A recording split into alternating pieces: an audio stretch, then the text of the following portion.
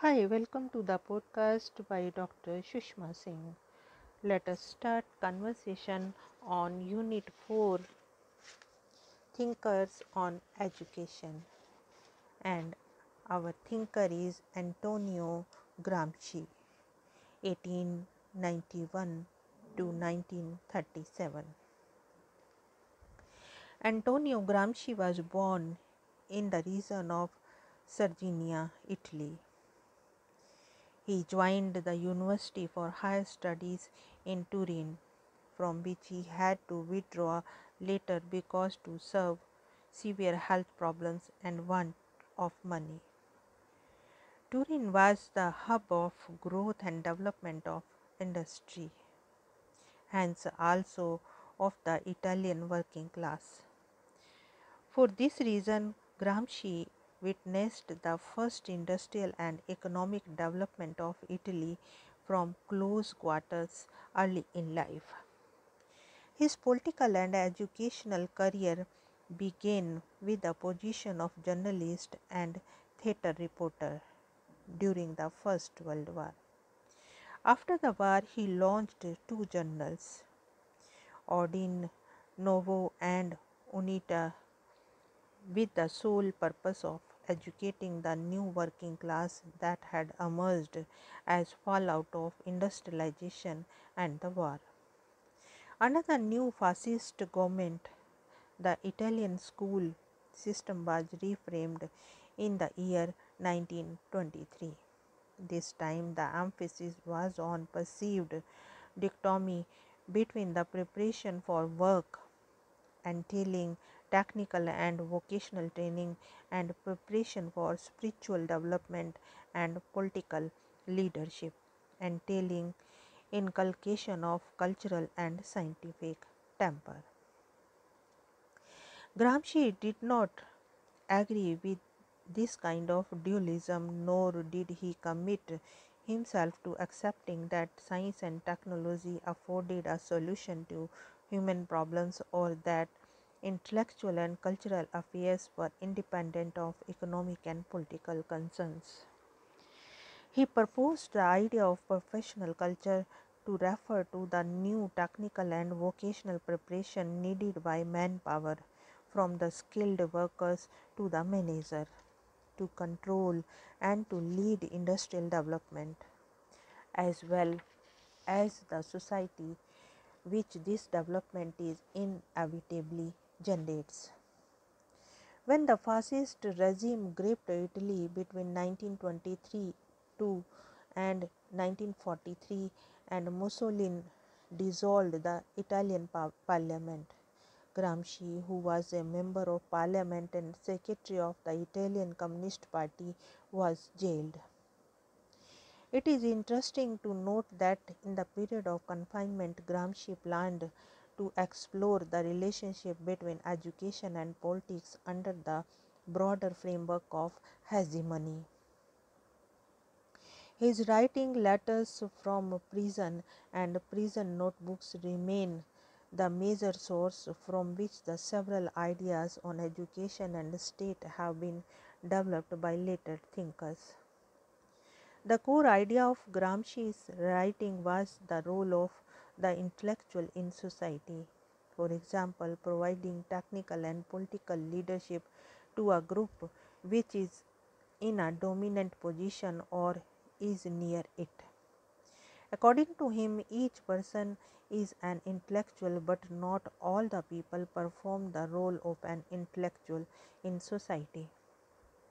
He identified different kinds of intellectuals. The first kind, referred to as organic intellectual, comprise capitalist entrepreneurs equipped with managerial and technical skills under whose leadership industrial technicians, specialists in political economy in a new legal system, develop. Organic intellectuals combine technical and political leadership. They are known to develop from the dominant social political group. Organic intellectuals serve the interests of the ruling class and in doing so reinforce their hegemony over the masses. The second kind are the intellectuals of the traditional type, who comprise administrators, scholars, scientists, theorists, and others who represent a historical continuity that is unfazed even by radical political and social change. They regard themselves and are regarded by a vast majority of population as autonomous and independent of the dominant social group. Gramsci maintained that the role of informal educators was comparable with that of an intellectual in society for the simple reason that both strive for inculcation of awareness on critical issues and human well-being in totality. The educators in local communities have an advantage in that often they have much in common with the people, are able to develop relationship with them easily, and are regarded as part of the community. This facilitates acceptance of what they seek to educate and develop in the people. The question that assumes significance at this stage is what distinguishes intellectual work from manual work. In fact, this distinction is crucial to Gramsci's idea on education. He maintained that the distinction between the intellectual work and manual work is largely ideological.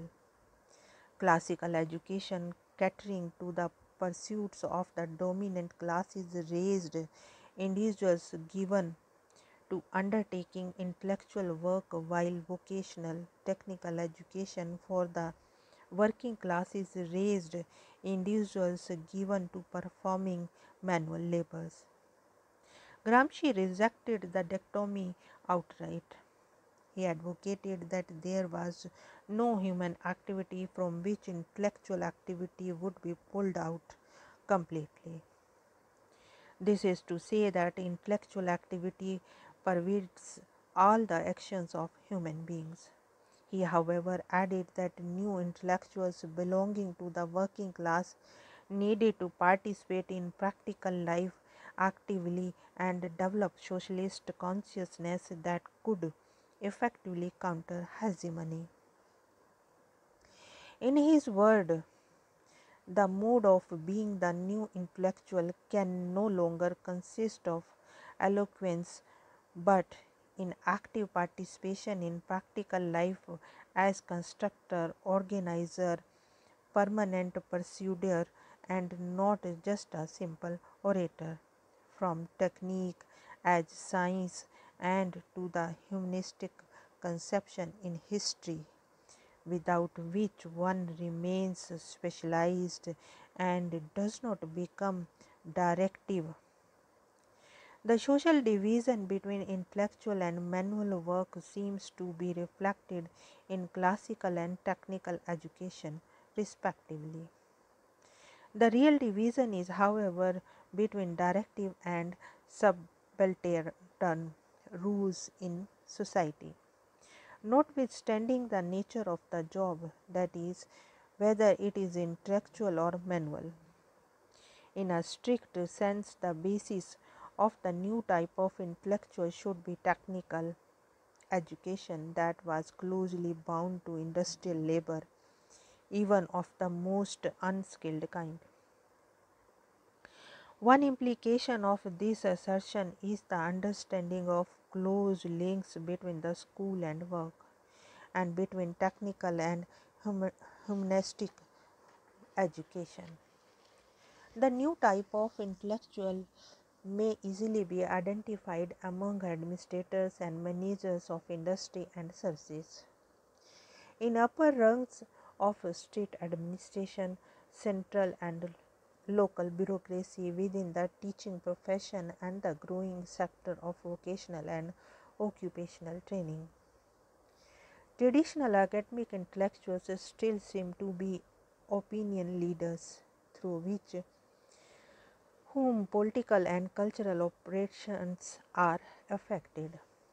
He believed that the school system prevalent in Italy at that time was given to reinforcing the ideological foundation of hegemony, and in this way perpetuating the current social and political domination of the ruling class.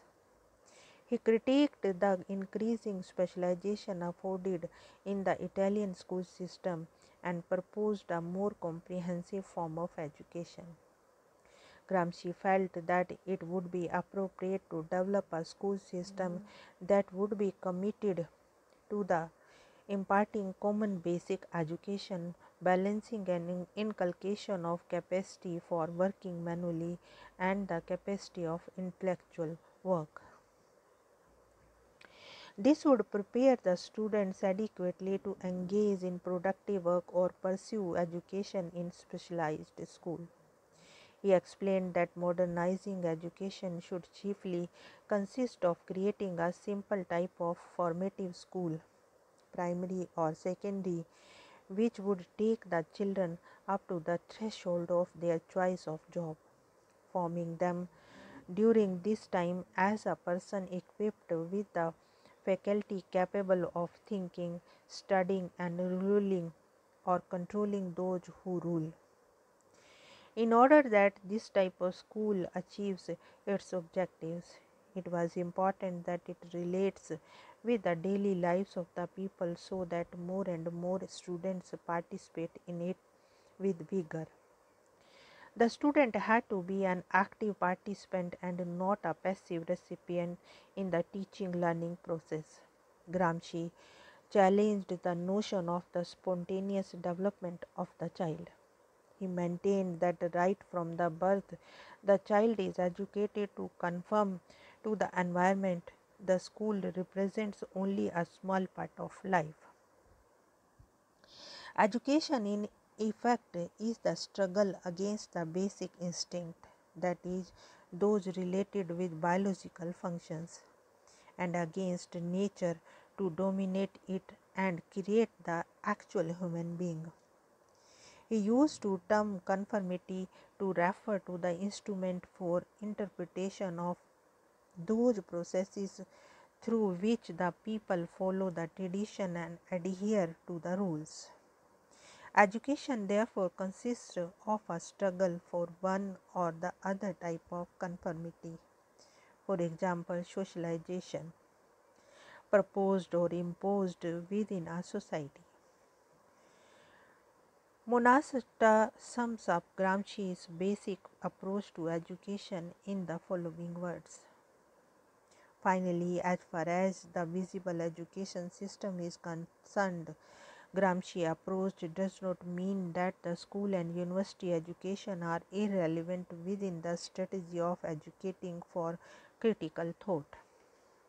It suggests that innovations in method, content and organization of study, which should be consistent with the following main points: tightened links between school and work as well as between theory and practice, a growing attention to the history of the organization of work and of the organization of culture, and therefore more interest towards the study of fortune, namely the different interpretations of classics and theories, not last but not least, an open debate on the aims of education and the values on which educational action is based in a given society.